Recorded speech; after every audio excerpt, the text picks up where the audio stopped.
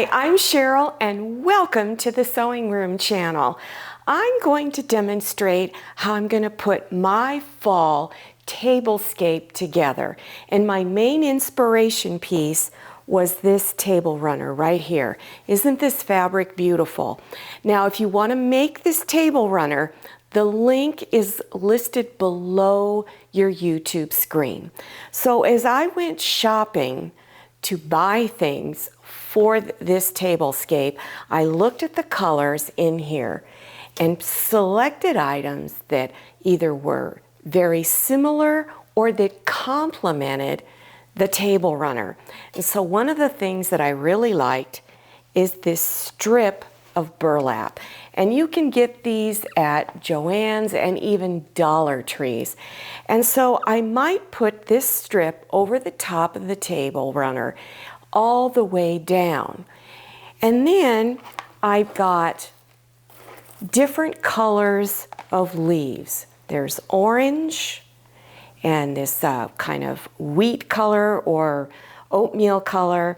And I also got these smaller ones. Now the larger leaves I got at Dollar Tree and the smaller ones I got at Walmart. Now one of the other things I got was this ring. Now I'm not quite sure yet how I'm going to use it. So I'm going to try it out.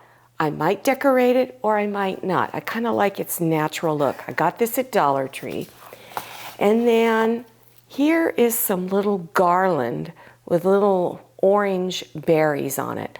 Not quite sure how I'm going to use this yet, but the one thing I like about this is it's trial and error. You just get out there and you just start whipping it together. Also, I loved these. These I got at Dollar Tree and they come two to a pack. So I thought that these would be really nice. I liked this little rope twine that was listed on there. The other thing I got, which I thought was really cute, was this little garland, lighted garland.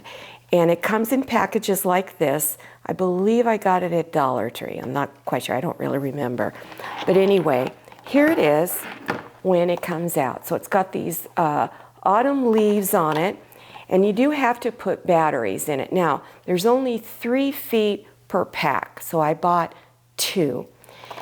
And then I got some raffia, which you can get at both Dollar Tree and Walmart. I shop both of those stores because they're right around the corner from me. It's real easy. I also got some of this, which you can get at Dollar Tree. I thought this was really pretty. It's a little shiny and this burnt orange, so I thought it would go great. I also got different foliage. This is just some of the different foliage I got. I'm also going to incorporate some of the foliage I used last year in my tablescape. There's nothing wrong with mixing and matching from the different years that you put one together. This I thought was so cute. I got it at Dollar Tree. A big giant sunflower with sparklies in the middle, and it clips, so you can just clip it on something. You don't have to worry about hot glue. I don't like to hot glue everything because you may want to use it again next year on something else. And then one of the other things I got were these little pumpkins, and I got them at Dollar Tree. And I want you to look closely at these 2 leaves. They did not come on the pumpkin. I had some felt. I just drew a little leaf shape, cut out 2, and did on my sewing machine using dark orange thread, a little decorative stitch down the center to represent the vine, or the vein, excuse me. And then I didn't want to hot glue. I just used a straight pin and pushed it down in there. Now, I don't know yet. I might put raffia around this, or I might just put ribbon, or maybe both. There again, it's going to be trial and error. I also like to, like I said, incorporate things I did last year. And I might use this fabric bow that I made. This is made from scrap fabric from old fall projects I've done in the past.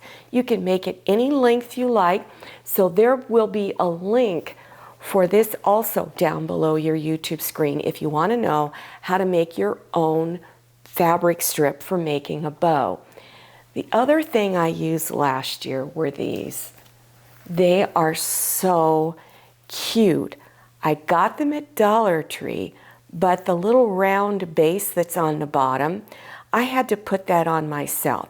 So there will be a link to last year's Tablescape, and I'll show you a really easy method for covering it up with fabric and getting it put on the bottom. Now let's go out to my dining room and see what I've done.